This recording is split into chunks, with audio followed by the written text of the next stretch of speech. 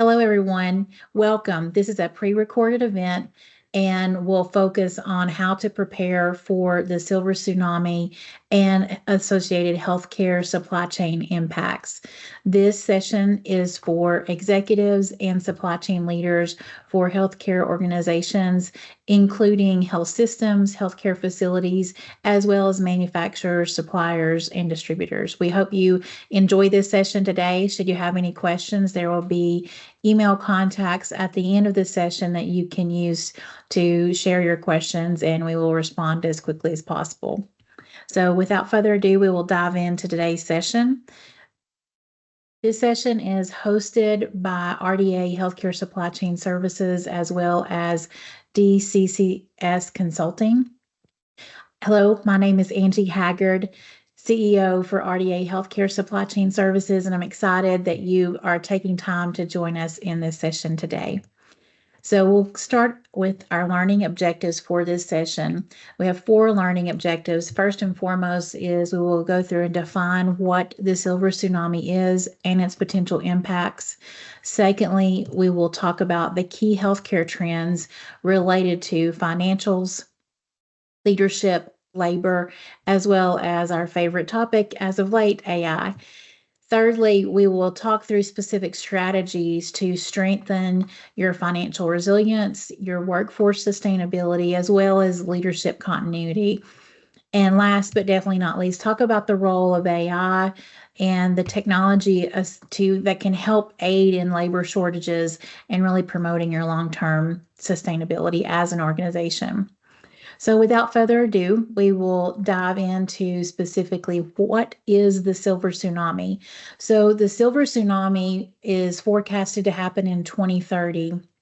And it will be the first time in U.S. history wherein the number of individuals that are retired or plan to retire or at retirement age will be greater than the number of individuals who are 18 and younger, and that workforce opportunity is in essence diminishing.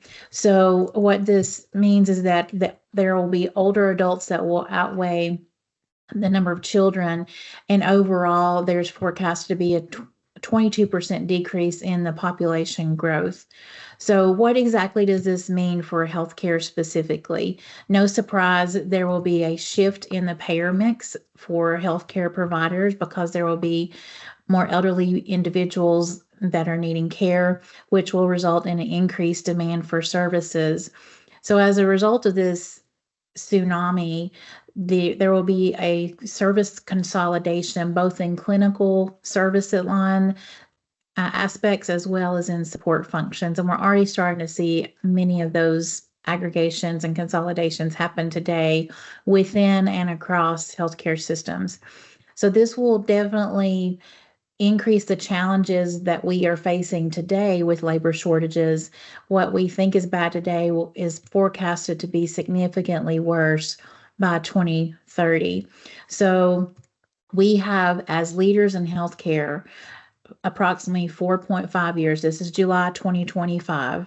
So when this is being recorded, so you have 4.5 years until 2030 arrives. So we're going to use this session today to talk through what you can do as a leader to mitigate those risks and impacts associated with the silver tsunami. And we're going to focus specifically in 3 areas: finances, people, and technology.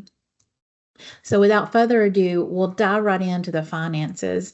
And so this was a polling question when we did our live stream earlier today, but for those of you who are watching post live stream, I'm sure you can take a guess at what percentage of hospitals are still independent. And if you think about what's happened specifically over the past few years, surprisingly, there are only 19% of hospitals that are still independent. There's been a 24% reduction in the number of independent hospitals in the past 10 years. And so we'll anticipate that trend to continue over between now and 2030. There are still independent hospitals out there, and for those who deploy these strategies that we're talking about today to mitigate those risks, will hopefully continue to remain independent. For those that do not, where there's anticipation of additional aggregation, mergers and acquisitions, et cetera, to occur. So in the past 5 years specifically, hospital closures have outpaced the number of new hospital openings, and approximately 121 acute care facilities closed. And no surprise, several large health systems have made reductions really just to stay in pace with financial performance. And we'll see why on these next slides. So since 2019, the average net operating profit margin for hospital organ facilities specifically has decreased by approximately 408%. So if we look at those hospitals that are 250 beds or greater, between that time frame and the past 5 years, 39% of those facilities have shown an improvement in their operating profit margin, whereas 61% of those hospitals have shown a decrease in their operating profit margin. So we expected to see a little bit more on the improvement side, but all this information is based on CMS data reporting and from Definitive Healthcare as well. So the other trend that we're seeing specifically with the financials is the average days cash on hand. So if we look at this from 2019 specifically to 2024, you can see a definite decline and decrease in the days cash on hand. And specifically in 2024, we had approximately 42% of the hospitals that had less than 1 day of cash on hand. If we compare that to other industries, that would definitely be a red flag. Some hospitals operate purposely with little cash on hand based on their structure and makeup. But that one other final stat to cover, when we look at the financial performance of our hospitals in the U.S., there are definite increases, again, no surprise, in our med surg and pharmacy costs. The challenge is that those increases in med surg and pharmacy costs are outpacing the revenue increases that hospitals are seeing. And this is between 2019 and 2024. So needless to say, it is time to take action and really to look at things, learn from others in healthcare, learn from others outside of healthcare. So with that being said, let's take a look specifically at Blockbuster. And some of you may have heard or be very familiar with this case study from a business perspective, but I thought it was very applicable to healthcare and what we are getting ready to face with the silver tsunami, as far as how we need to think about our organizations and how the operations and finances are managed. So if we look at Blockbuster specifically, they had many brick and mortar stores across the country. They were slow to innovate, and really their culture was very resistant to change. Whereas in comparison, you had specifically Netflix, and Netflix was one of the first companies to offer DVDs, by mail, and then they transitioned to online. In addition, they actually leveraged technology to improve the customer experience. So instead of the customers identifying what movies they wanted to watch, they were using algorithms and technology to recommend suggested movies based on preference, etc. And they were truly the pioneers in the streaming world. So, and they are still in existence today, whereas we don't see any Blockbuster stores around anymore. So what lessons can we learn from this comparison of Blockbuster versus Netflix? So a couple of lessons that we can glean from that. One, adaptability is critical. Just because there's a large footprint does not necessarily equate to success. Second, from that lesson that we can learn is really focusing on the clients and the customers. So focusing on those patients and how can we improve the services for them and for the community.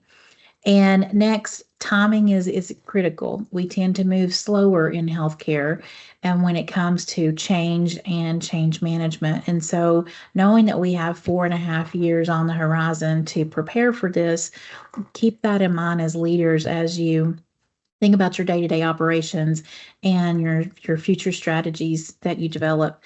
And then in addition, as far as adaptability is critical. Adaptability is critical not only for short term but for long term, just as Netflix adapted to the new online presence in streaming. So don't fall into the trap of focusing on your existing strength is great, but don't fall into the trap of failing to explore new areas, new ideas, and new ways to adapt and overcome challenges. So let's talk a little bit about what actions you can take to mitigate these financial impacts associated with the silver tsunami and what we're already facing currently. So first and foremost is to focus on your strengths. Clinical care is the forte of hospitals and healthcare systems nationwide. Secondly, leverage others' expertise. There are many industry associations, but there are also many leaders who have worked in one hospital or one organization. Leverage the expertise of individuals in the industry that have worked at various facilities and maximize those connections as much as possible and be open to new ideas and new methods to do what we did yesterday quicker, faster, better tomorrow. And along that same vein, adapting for long-term viability. So what you are doing today, if there isn't quicker, faster, better way to do that tomorrow, embrace that and hold your team accountable to think outside the box. Next, because we're going to have so many new individuals coming into healthcare, documenting and deploying your strategies, not only strategies for the health system, but strategy at the system level. What is your strategy at your facility level? What is your strategy at your cost center level? What is for example, what is your supply chain strategy? Not just for this next budget year. What is your strategy for the next 3 to 5 years, and how are you going to mitigate? What is the plan for your organization to mitigate these silver tsunami challenges that are planned for 2030? So another way you can be open to and prepare for this silver tsunami is really exploring new areas of revenue outside the normal typical revenue methods for health systems. There are many avenues. DCCS does a great job and has worked with many healthcare organizations to create additional revenue streams through areas such as healthletics and being destination locations for revenues into the facilities and hospitals. Next, do you have expense controls? Do you have an expense control structure and process for all spend decisions that is led by your clinicians, that is led by your key stakeholders and facilitated by supply chain so you can truly manage those expenses efficiently? And then last but not least, always ask in regards to, is there an app for that, or is there a new technology that can do what we're doing today quicker, faster, better? So now let's talk specifically, and we'll pivot our focus into the people and the labor side. So the next polling question that we had in the live stream earlier today was, what percentage of leaders have been approached by outside opportunities? And so the answer to that is approximately 74%, which is a little bit of a daunting number. The good news is that only 17% of those leaders pursued those opportunities. And so what we're seeing specifically from a leadership perspective is there 77%, this was a study that AMN Healthcare did earlier in 2025, are having 77% of organizations are having difficulty filling those senior and middle management positions. So how they are addressing that specifically is they are looking to interim leadership. So if we look across the organizations, 83% of the organizations surveyed are using interim leaders to fill vacancies. And if we do a quick comparison of 2024 versus 2025, we're seeing an increase in those interim leaders for specific projects. That way, the current staff and resources can continue to manage the day-to-day operations while the interim leaders can focus and get expedited results on special projects. And last but not least, we're seeing approximately, based on the A&M survey, 15% of the organizations are using interim leaders and expert resources to mentor and train these individuals who are new into that role and or are planning to progress into that role in the future. So, how does healthcare compare to other industries? And this is important to know. This is important to be aware of, as it will become harder and harder to recruit into healthcare, specifically for the support functions in healthcare, IT, supply chain, finance, HR, etc.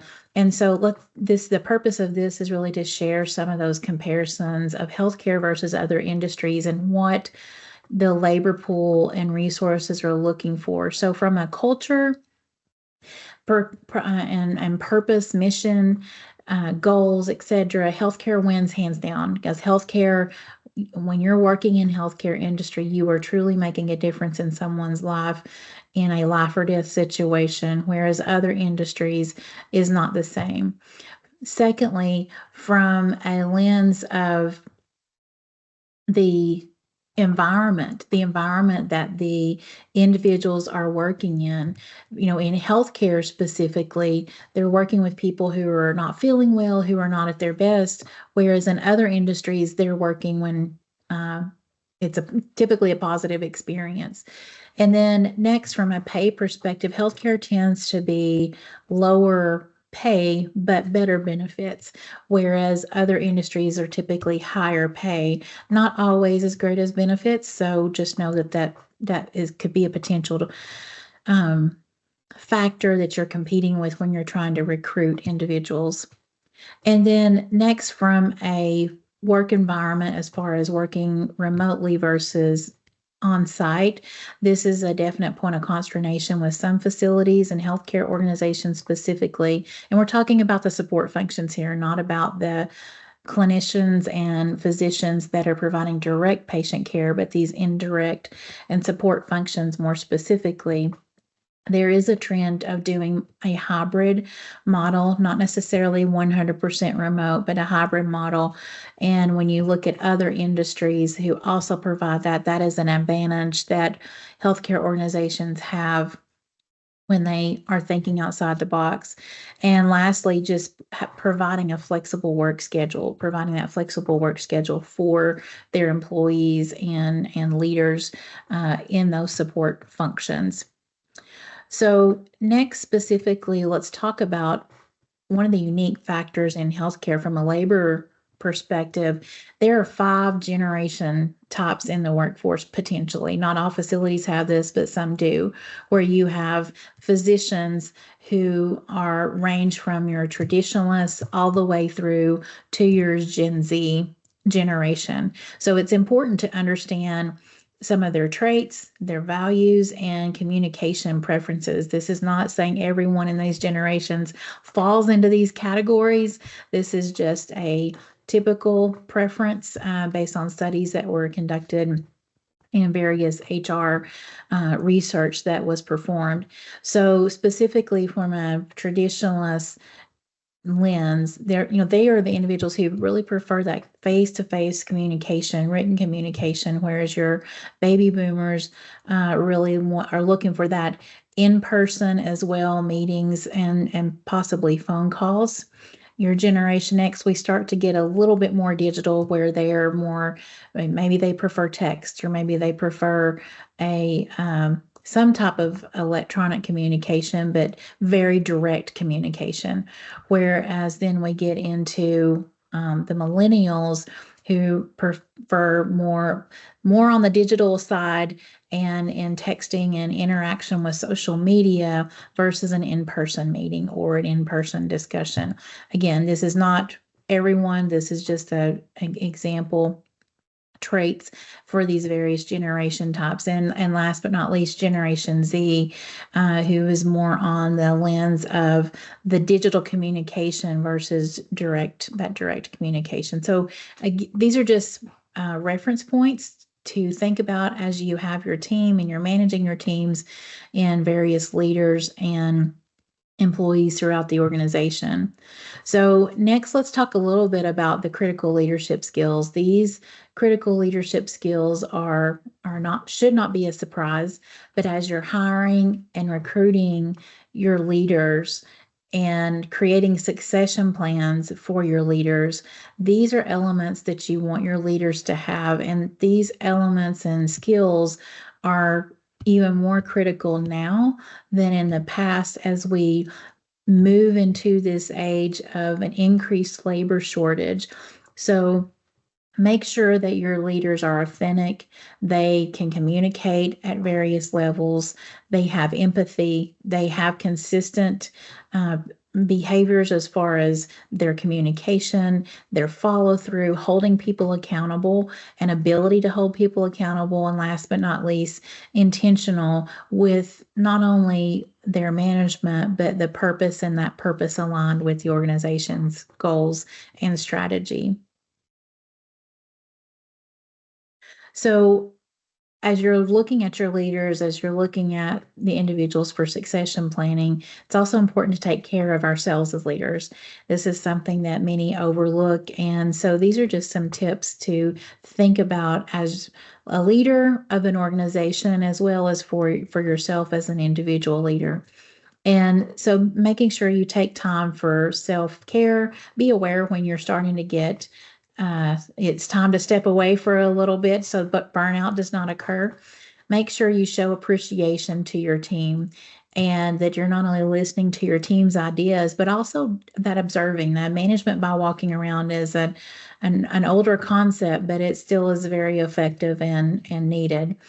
And so leading into that is trust but verify. As your leaders and you as a leader have less time and fewer resources, the time to trust but verify needs to be thought about differently. Is there an app for that? Is there a tool that can trust but verify? Because trust but verify and not only ensures that you're being efficient, but it also helps to train and educate your employees on the right way to do things. And next, challenge the status quo. Make sure there's an environment and a culture that supports challenging the status quo in a professional manner, and making sure that you not only challenge it, but practice encourage that innovation. Don't stifle the ideas that are out there. That's one of the things that I learned personally in working with multi-generations over the years. And those 5 generational types is don't discourage an idea just because someone may have less experience than you. They embrace that diversification in thought, in leadership, in experience, etc., and it will definitely pay off. So some additional things that you can do to mitigate these leadership and labor impacts associated with the silver tsunami is, number one, embrace the hybrid model or a remote model, or versus the demanding the on-site requirement. You can still do that in some organizations. That may be a necessity. Just recognize and realize your pool of labor and resources for the support roles, especially as 2030 gets closer, will definitely be minimized. Next, create standardized policies and procedures. So the individuals coming into the healthcare, and specifically your organization that are new to healthcare, have these policies and procedures document. Now is the time to document them. Don't wait till 2029 or 2028. Document them now. So when there is a shortage, you're ahead of the curve. Next, create and provide training to those individuals who are new to the organization, and preferably a formal training model versus the informal, because you think about your leaders, you as a leader, your time to provide that informal training is going to decrease significantly between now and 2030. So make sure you have a model in place to do that. Next, leverage and maximize the technology. There's been a significant amount of investments in ERP systems over the past 3 years, 3 to 5 years. And we all know there is not a single ERP that does everything a health system needs. You will need additional technologies and tools to complement and supplement that ERP. And so we are an unbiased organization, as is DCCS. And so that is a fact. And so keep that in mind as you're leveraging and maximizing your technology. Hire for culture over the skills. That's no surprise to you leaders who've been out there for a while. That's going to be critical, especially as time moves forward. And making sure you, as a leader, keep those connections, make time for those connections, make time to learn what others are doing outside of your health system. And last but not least, provide those growth and development opportunities, not only for your successor, but your successor's successor. So be thinking about 1 to 2 to 3 levels below your current position and what that succession plan is and what that should look like. So the time to act is now for these elements, and that way you can mitigate those leadership and labor impacts associated with the silver tsunami. So now let's pivot and talk about technology and specifically AI. So this was interesting. There was a mixed combination in a poll that we did earlier today on how often do you use AI to support your work. So some were, the most common response was frequently, and then we had a few that were very frequently. But AI can really benefit, and specifically benefit as we're preparing for this silver tsunami. The more we automate, the more we can make our work efficient in our day-to-day operations, the less reliance we will have on the amount of labor and manual labor that we have in our businesses and organizations today. So the more we can do that sooner than later, the less headaches we will have down the road. So AI can help to reduce that manual labor requirement, automate the processes that you have in place today, and not only increase the organizational efficiencies, but also in your individual efficiencies. How quickly can you type an email? Well, now you can just speak it and it will type. How quickly can you type up notes from a meeting? You can use an automated transcript and modify as needed. So as we talk about AI, let's talk very quickly about the 3 types of AI that exist. This is just awareness, so you know the variation in the types of AI. So first and foremost is generative AI, second is agentic, and last is artificial general intelligence. We'll talk about each of these, what they are, their typical use, and some examples. So generative AI is what many of us probably have already used or thought about using or heard about using.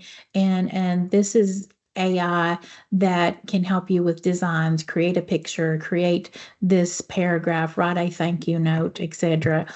And examples of this are Chat GPT, Daily, and Copilot. Again, we have no affiliation with any of these, but just examples to share. Agentic AI is that AI that's a lot of technology and software companies are creating agents or AI agents that can do these types of things, which is take specific actions, create a virtual dashboard that you can say, show me the last 10 suppliers or my top 10 suppliers and their spend for my organization. And within 10 seconds, you'll have that answer and in written or graphical form. And so that type of AI is very, very common, very popular now, and the speed and pace at which the AI is developing and and is just at a much faster rate than what we've seen other developments in the past. So examples of these agentic AI solutions are there are some of those auto GPT, etc. But then there are other organizations who are using agentic AI, such as Arctic and Bluetooth technology to really that they are using in supermarkets today and transferring that to healthcare as well. So last but not least is artificial general intelligence. That's where it's a human level intelligence, and that does not exist today. So there are no examples of that I'm aware as of July 21st, 2025. So these are just some examples of the AI. And so, something to be aware of, RDA's focus and expertise is in healthcare supply chain. So, thought it would be helpful to share examples of these technology tools and information that's out there, not only that's out there, but that organizations, healthcare organizations are already using and are in place today. So one is interactive dashboards. This is not a Tableau or where you have or another tool where you have a team that creates the dashboards. These are literally you speak into the technology and your dashboard is created real time and live. And then in addition to that, the second key area that organizations are using as far as trending information is not trending information, but as far as technology tools that are trending is virtual cloud-based services. So for example, virtual item master management. Instead of having an item master team, organizations are using companies that provide virtual item master management to maintain and keep their item master up to date. The third category is touchless tech. So touchless tech are examples such as smart tags. This is a step up from RFID. These are smart tags that can provide real-time information that's significantly less costly than RFID. And then in addition, technologies that are using cameras versus scanning for replenishment triggers. The fourth area is real-time visibility. So providing real-time visibility on your capital assets, the location, the management, the life cycle, the service, the maintenance, etc. And then next is predictive analytics. So technologies and tools that are not only analyzing your current state, but analyzing and doing what if scenarios for planning. And this goes back to we should be planning as leaders not for the next budget year, the current budget year. We should be planning for the next 5 years and looking on the horizon for that. And the sixth area that's really a trend and an area where health systems are using the technology to reduce manual requirements is in sustainment support. How are you managing your contracts today? How are those automated and really proactively identifying what actions need to take place for that contract before it expires? So there's just some sample examples of sustainment report support. So here are some things to know before you AI.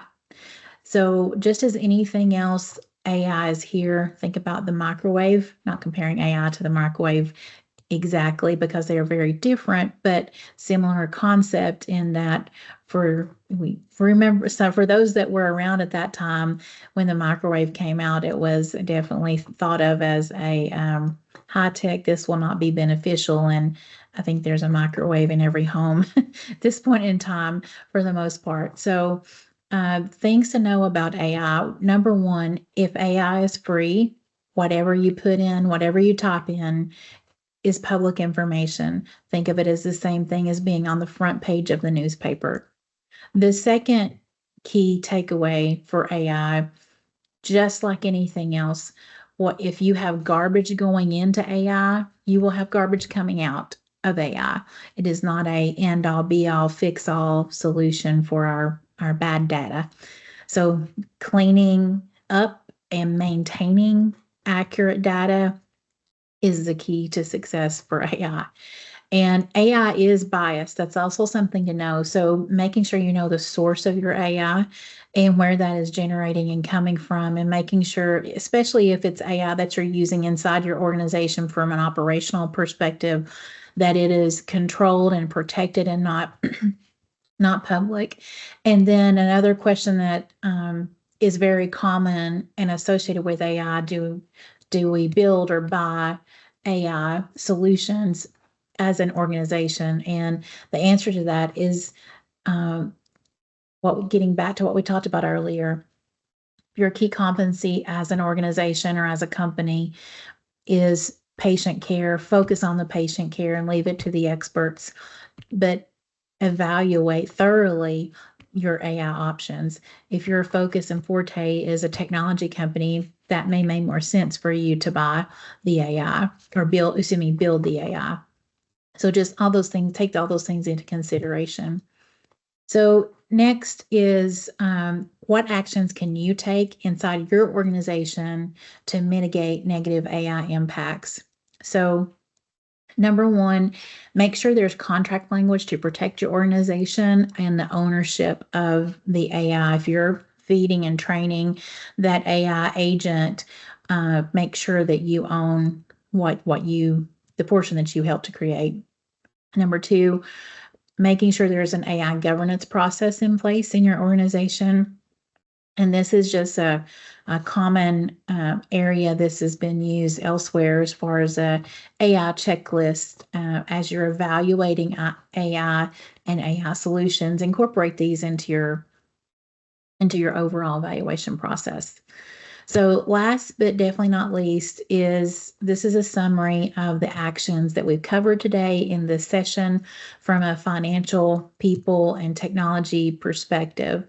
So from a financial lens, these are actions that you can take to mitigate and prepare for the silver tsunami impacts, as well as from a people and a technology lens. So I hope this was helpful and beneficial to those of you that are watching now and watching the video. And so one of my favorite quotes is from Benjamin Franklin. And as you think about, it's so easy to get stuck in our day-to-day operations and our meetings and calendars and emails.